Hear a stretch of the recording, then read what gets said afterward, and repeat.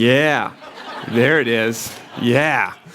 I don't know, somebody was telling me earlier I got to come up here and dance. I'm not much of a dancer, do the old hitch thing. Matt's going to slap me later. He promised to do that. But yeah, my name is Ben Till. I'm one of the elders in our family of churches serving primarily at Bluffton. That's what this stands for. It's not a monogram for my name, so I'm not that type of person. Somebody also made that comment. I've just been getting a hard time since I walked in the door, which is probably what I need.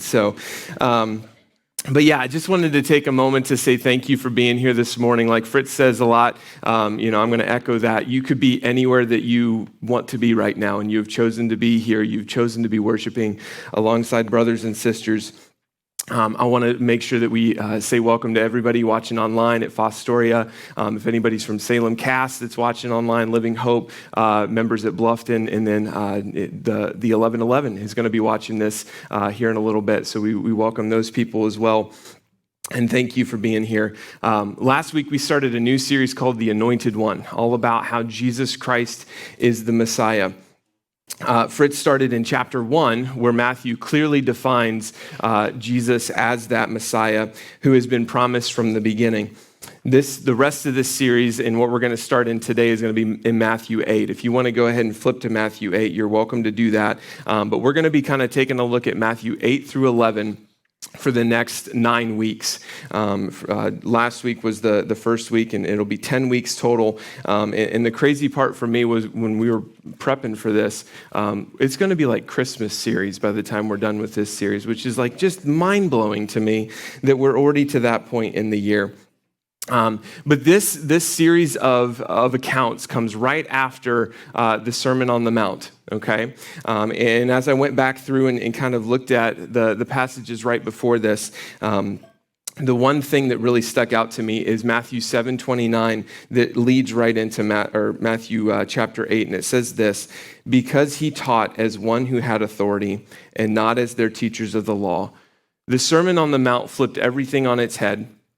It continues to do that now, and it flipped everything on its head because people realized this guy's different.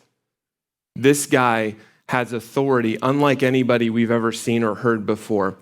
This guy must be the Messiah. Not that everybody realized that at the time, but they really definitely started listening.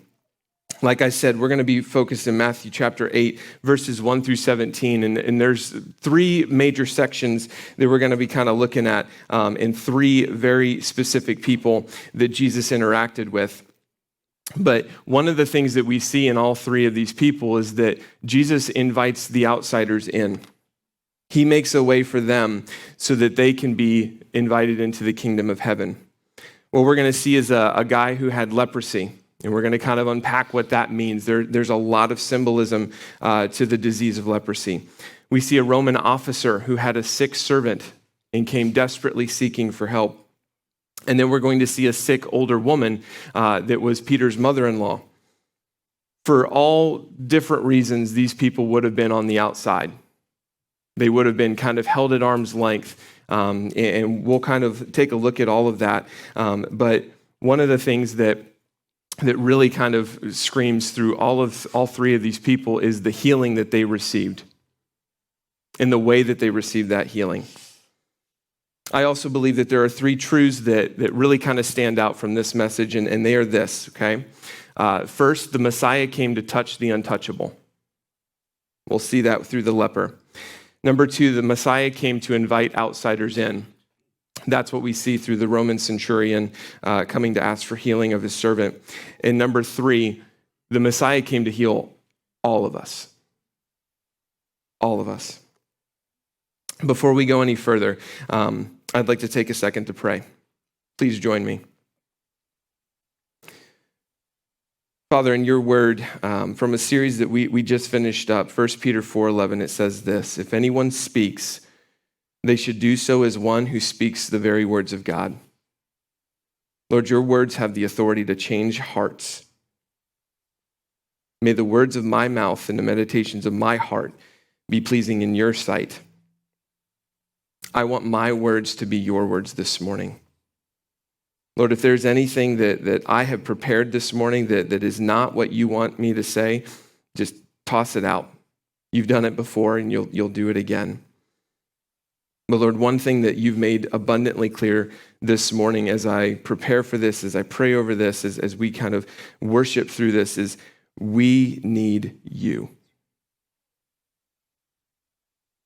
Man, we need you. And Father, I pray that you show up in a mighty way this morning. I pray that we are ready to receive your touch, that we're ready to hear your authoritative words, and that we see your compassion this morning. Lord, if you are willing, you can make us clean.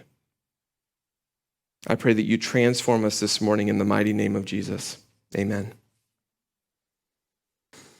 So like I said, the first point that we really kind of see from this passage is that the Messiah came to touch the untouchable. Matthew 8, 1-4 talks about Jesus healing a man of leprosy. It says this: when Jesus came down from the mountainside, large crowds followed him. A man with leprosy came and knelt before him and said, "Lord, if you are willing, you can make me clean." Jesus reached out his hand and touched the man. "I am willing. Be clean." Immediately he was cleansed of his leprosy. Then Jesus said to him, "See that you don't tell anyone, but go show yourself to the priest and offer the gift Moses commanded as a testimony to them." So Matthew 8 starts with this account of a leper who approaches Jesus and kneels before him. Some translations go as far to say that he worshiped him. And so this would have been a shocking scene for everybody involved. Number one, being close to a leper was a big deal. Jewish law required that you stayed 6 feet. Interesting. 6 feet from a leper at all times, unless the wind was blowing. Then you had to stay 150 feet away from the leper. So you couldn't even be downwind from these people. Okay, they were required to isolate themselves, and it was kind of like they would have to proclaim that they were coming so that everybody could back away, everybody could get to safe distance before they showed up. And the interesting thing with that, the downwind thing, you could unintentionally make yourself unclean just by being too close to someone in the wind. And by too close, that's a half a football field away. That's how far we're talking about here. All of this said, the leper would have known those rules. The leper would have known that he risked so many things. He would have risked hate, judgment, ridicule. By coming into contact with him, these people were going to become unclean. But yet he saw the crowds, he had heard the authoritative words, and he risked all of that to come kneel before Jesus. In fact, he actually risked even more than that. He risked injury, because at this time, rabbis would actually brag about the ill treatment that they had given to lepers. They would joke around about how, like, hey, I didn't even buy food on this street because I saw a leper standing there. I stayed so far back, I didn't even do anything, didn't touch anything. There was a bread vendor, and I wasn't going to buy that. Other guys would be like, oh yeah, I threw rocks at that guy. They would brag about the ill treatment of these people. Knowing this, the leper, who would have likely just heard Christ's teaching on the Mount, approached the rabbi, probably with some fear. But he had hopes that the authority that Jesus spoke with would have an effect on his condition. I think it's important to notice what the leper said to Jesus. "Lord, if you are willing." The leper jumps right past the ability and recognizes that Jesus simply needs to make a choice. Yes or no? I know you can, but will you? That's the situation he finds himself in. Next, the leper doesn't ask for healing. He doesn't say, if you can, you'll heal me. If you will, you'll heal me. He says, you can make me clean. This is actually deeper. Healing would have meant that physically the disease was gone.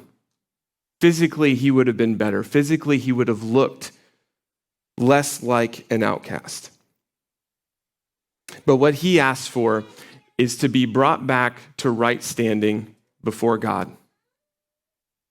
He asked to be able to come back and to connect with people. That's what being clean would have done for him. Jesus has the authority to take away his separation, and the leper knew it.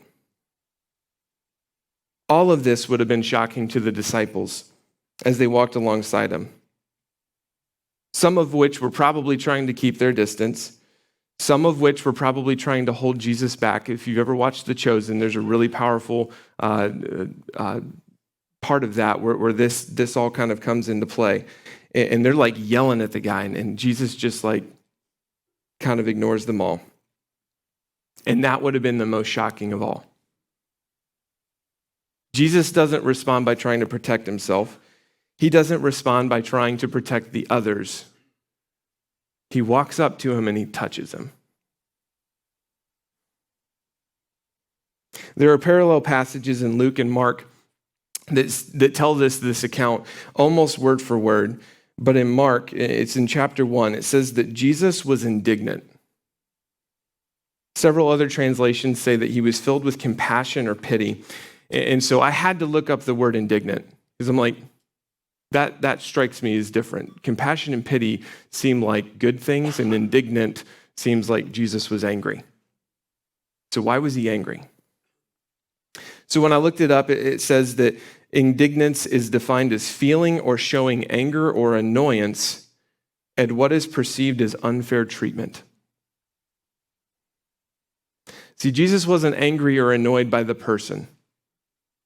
He wasn't angry or annoyed by the leper coming to receive the cleansing. He was angry or annoyed by the way people responded to him and by the condition itself. See, Jesus saw a man in the leper who recognized the true identity of the authority before him. He saw a faith that in this man that drove him to total desperation. I'm willing to risk everything to kneel before the Father, to kneel before the one who has the authority to make me clean. This man would have been unable to sacrifice. He would have been unable to learn. He would have been unable to worship in any way.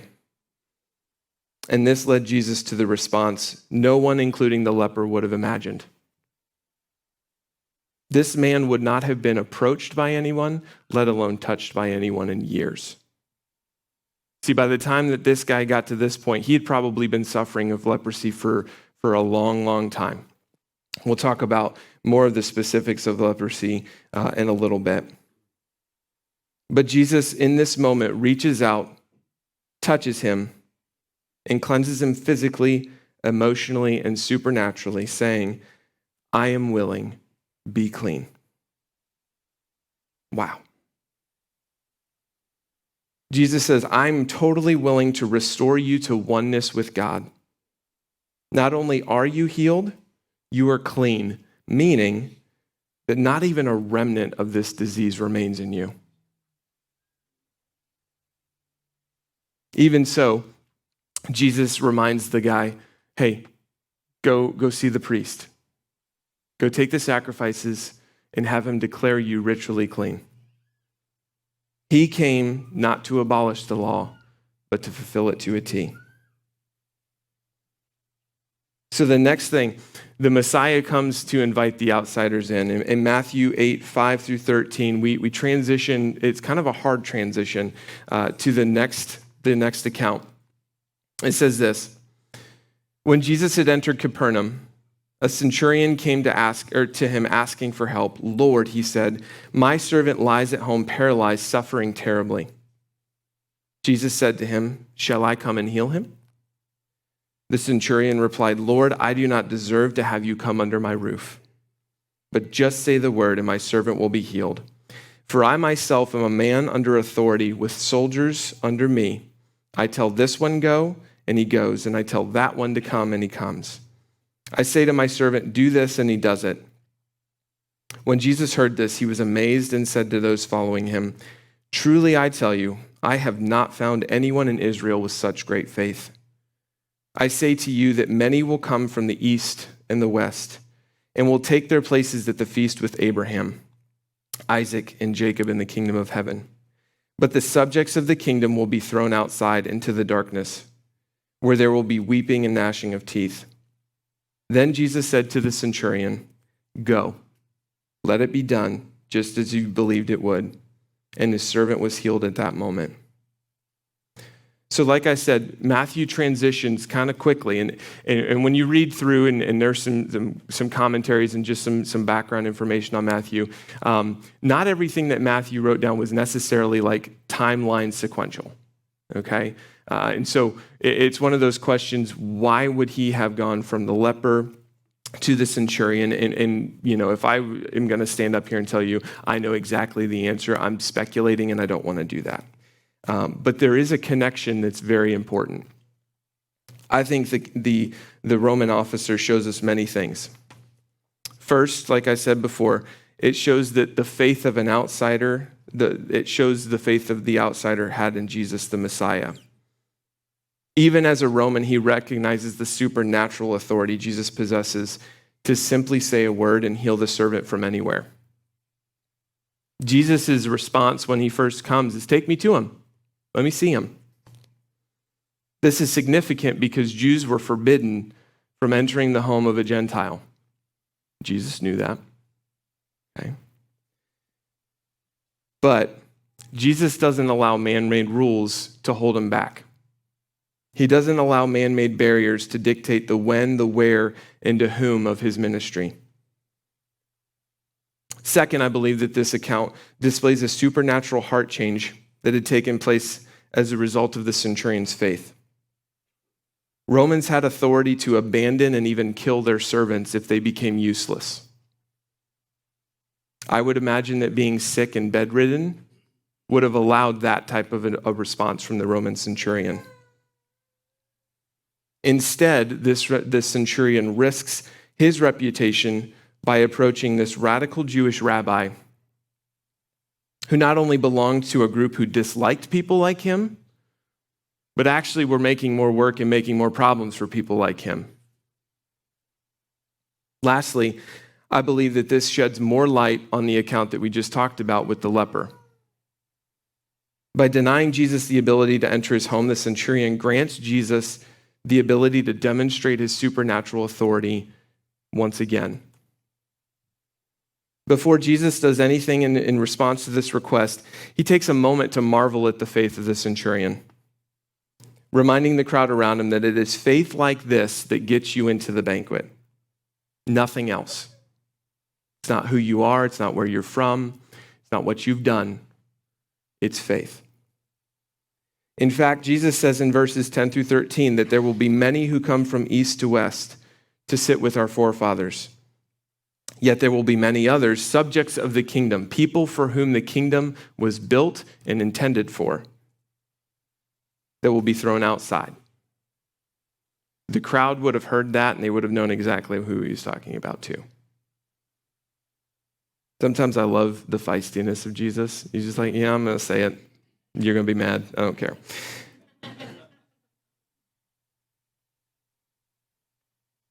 Jesus then proclaims, "Go, let it be done as you have believed it would." And at the very moment Jesus said these words, the servant was healed that very hour. By placing this account directly after the account of the leper, I believe that Matthew helps drive the point home, confirming the fact that Jesus did not have to touch the leper in the first place. There's several other accounts that talk about leprosy. Jesus healed 10 lepers in Luke 17, in which Jesus literally just told them, "Hey, go show the priest." And as they went, they were cleansed. One of those guys actually comes back and falls before Jesus. It's a really interesting account. The account of the centurion, coupled with accounts like the one in Luke 17, serve to confirm that Jesus intentionally went out of his way, not only to heal the man of leprosy, but to meet a need that the man didn't even realize that he had. The need for human interaction. Human interaction like none that he had felt in a long time, if ever. Jesus displayed in his Sermon on the Mount, right before these accounts, that he's always going to go one step further. I know that this is the line, and I'm going to cross it, just to make a point. You have heard it said, but I say. is something that Jesus said a lot of times in that sermon. What the man said was, "Make me clean." What Jesus heard was, "I need to be touchable again." I mean, I don't know who this guy is, but I can imagine, like, if you was a father, a husband, man, I want to be able to hug people. I want to be able to pick up my children, those types of things. It was Jesus' unnecessary touch of healing that displayed the authority by showing in the instant the touched becomes clean, not the other way around. Only the anointed one holds authority like that. In the last section, we see the truth that the Messiah comes to heal. Matthew 8:14-16 says this: "When Jesus came into Peter's house, he saw Peter's mother-in-law lying in a bed with a fever. He touched her hand, and the fever left her, and she got up and began to wait on him. When evening came, many who were demon-possessed were brought to him, and he drove out the spirits with a word and healed all the sick." Matthew continues his account by telling about the numerous other people that Jesus had healed. Peter's mother-in-law specifically, but also all the demon-possessed and all the others who were sick. Just like the leper Matthew started with, Jesus sits down and gently touches the mother-in-law's hand. Instantly, she is made well, and her response is to serve. I believe that the woman's response here is what is most noteworthy. Jesus heals her, and she gets up and starts to make him a meal. Okay? Now, all the mother-in-law jokes aside, okay? Like I was trying to figure out, like, where does this woman fit into all of this? And you know, those jokes came into mind too. But it's like, he didn't heal her so that she could serve him. He healed her, and her natural response was, I'm going to start serving this person. I'm going to start obeying the man that's before me, the authority that just healed me. When Jesus heals our life, when he heals us of our greatest need, our natural response is to serve him. Matthew then closes with this section of scripture by paraphrasing verse 4 from Isaiah 53 that we heard the entire reading of earlier. It says that all of this was to fulfill what was spoken through the prophet Isaiah.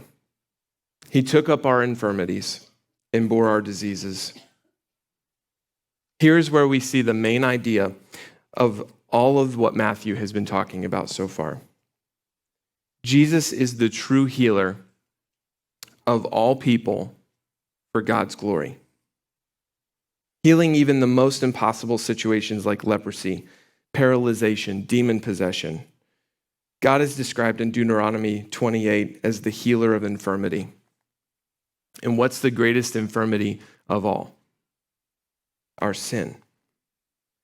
All sickness ultimately finds its root in sin, though not all sickness is a direct result of sin. It's a very important thing.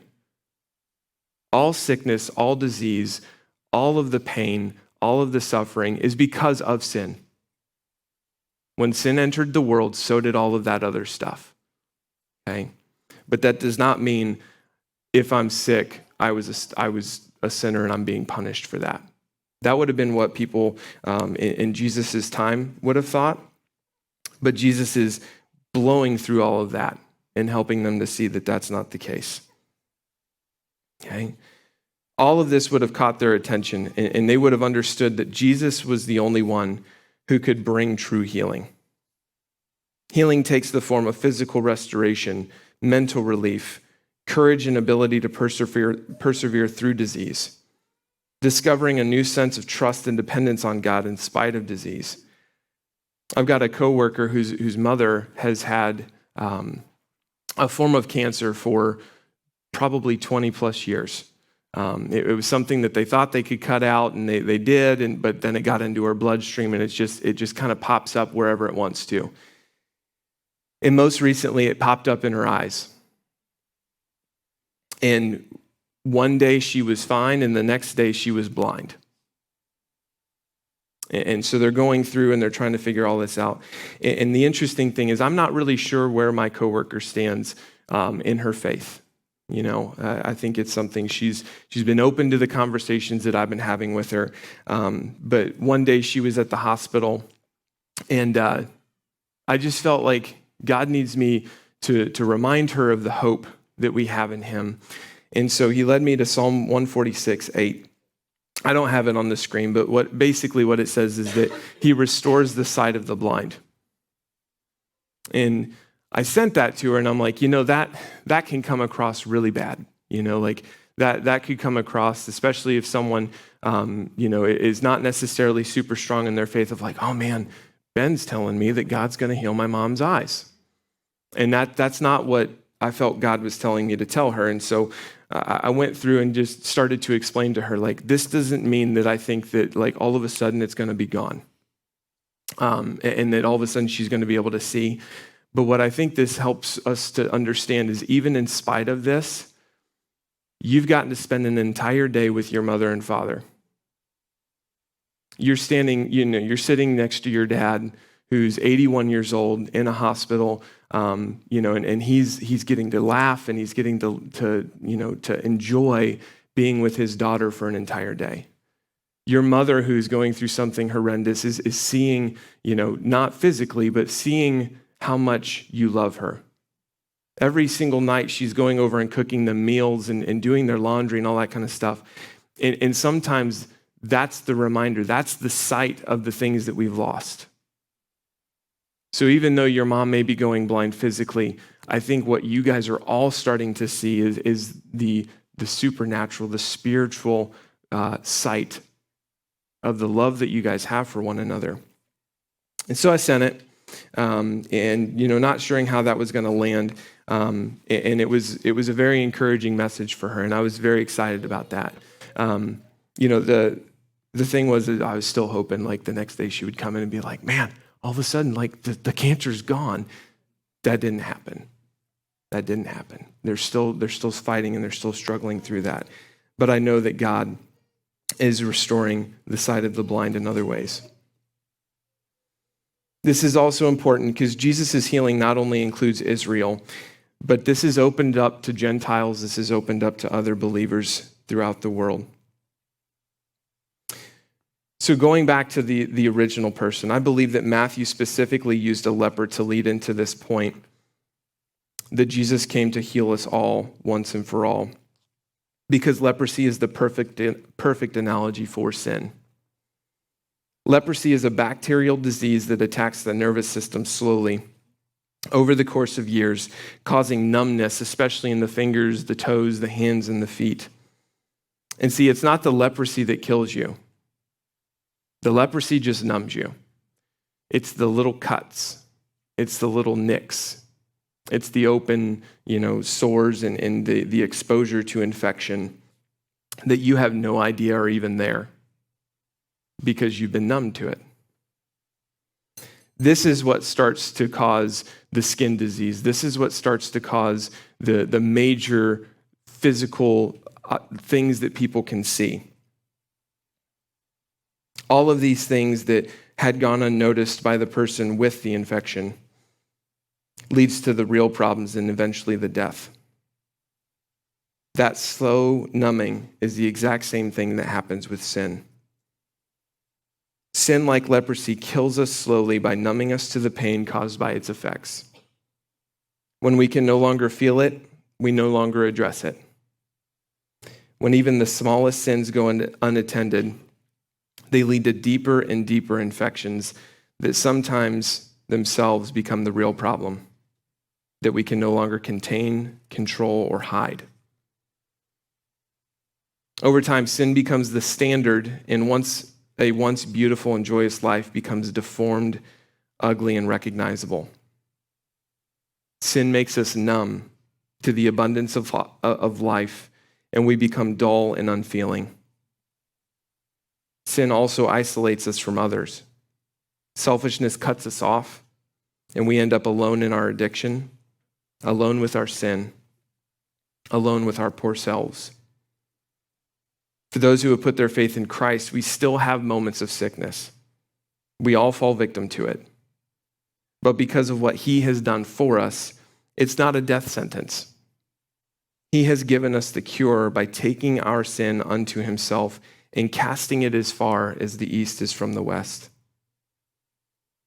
For others, maybe some of us here in this room, some of you watching online, you may be realizing for the very first time that you have been living a life numbed by the pain caused by spiritual leprosy, the sin in your life. That you've been dying a slow death from the cuts, the scrapes, the infections caused by untreated or ignored sin. Today, you may be seeing the authority that Christ has to heal you for the very first time. And today may be the day that you are approaching Christ saying, Lord, if you are willing, make me clean. If that is you, there is good news because today he is willing to make you clean. He has already made the way for all of us to be clean. The Bible reminds us that it is by grace through faith that we are saved. Jesus showed that he is the Messiah by dying once and for all, then 3 days later, rising from the dead. Today is the day of salvation for all who are willing to put their faith in Jesus Christ. Jesus is willing to cleanse you. Are you willing to allow him? It reminds me again of another story of a leper, Naaman, who all he had to do was get into the dirty Jordan River and wash himself. And when it happened, he wasn't happy about it, but he did it. And when it happened, he wanted to pay for it. But this gift is free. Someone reminded me this morning that we're all about like grace and salvation and all of that, but the idea of gifted righteousness is something we all still struggle with. We want to be able to earn it. And there's no way that we can earn something like this. At Lighthouse Community, we believe that the root of all sin is self-leadership. Many of us are unrepentant because we believe we can be self-sufficient. I would encourage all of us to ponder these questions. Do I believe I need healing? Do I believe that sin is the most impossible situation that I face? Do I really believe that Jesus can heal me from my sin? Do I believe that I am welcome at the feast? And do I believe that Jesus offers healing to me as a gift and that it's not for barter or for sale? If you would, please take out your blue card. We talked about this earlier, but on the back side, there are some next steps that I'd like to point out. The first one is and always will be saying yes to Jesus. If you have said yes to Jesus today, or are saying, or you are realizing that you need to say yes to Jesus again, because saying yes to Jesus is not a one-time deal. That is a daily thing. I say yes to Jesus the first time and receive the salvation, but then again and again and again over the rest of my life, I say yes to Jesus in obedience. I would ask that you please mark that on your card. Someone on our team would love to reach out to you because there's nothing like having someone walk alongside you to help you, especially if this is the first time. The next one says that I will meditate on the authority of God's word. Matthew 8:17. Jesus came to take on our sickness and remove our disease. I put that on there so that we can be reminded of that every single day this week. This is the reason he came. And what better way than to remind ourselves through a prophecy that was spoken years and years and years before he came. The next one is to pray for eyes to see those on the outside with compassion that helps them see Christ. I know in my life, I'm way too often the disciple in these types of stories is trying to protect Jesus from doing ministry or protect Jesus from being unclean and, again, trying to do things on my own, not realizing that I'm completely marginalizing still the person that needs Jesus the most. When I put this on here, I thought about another, account of someone that somebody had just told me recently. They were serving at a Thanksgiving meal in Lima last year. And as she was serving, she saw someone who was part of her family that had been estranged from her for years. And her initial response was to get out of line so that he didn't see her. And she immediately felt that push, no, stay. And as he came through the line, he was kind of like looking down the whole time. And when he got to her, he looked up. And then she went and shared a meal with him. And she was able to kind of undo years and years of that outsider feeling that he had felt. And quite honestly, he had earned. The guy wasn't perfect. But she felt compassion. And she felt love. And she went and sat with him. And then afterwards, she wrote him a letter. Just describing to him how much she was blessed by that conversation, how much she was blessed by being able to reconnect with him. And she came into my office a couple days ago and told me that he had died last week. He had had cancer. I don't know if he had had cancer at the time of the meal, but she was just so thankful that God had allowed that moment. And as they were going through his things, her niece, who is this man's daughter, found that letter. And then she shared a story about right before he died. He was in home health and was not doing well. He looked up and he's like, man, Jesus, you're beautiful. And then within the next day, he was gone. And just, I don't know that it was that conversation that she had with him, but I know that was one of those moments where she could have pushed him away. She could have run. She could have just, been like, you're an outsider. You've done so many things to hurt my family, hurt me, hurt all the people that I love. But instead, she put her arms around him. She reached out and she touched him. And in that time, she was being the hands and feet of Christ. And so I think this is one of those things that's really important for us to remember. Am I willing to go to the Lord on behalf of my suffering friends through prayer? Would I be ready to biblically describe salvation to a person if they asked me to? How might I minister to a believer who is facing physical suffering from disease?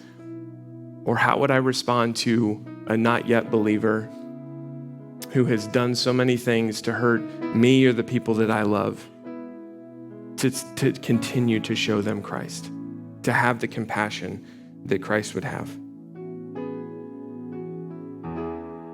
And we're going to end this message the same way that we always end this message. I'd like you to bow your heads, close your eyes, and ask this question. Jesus, what are you saying to me through this message?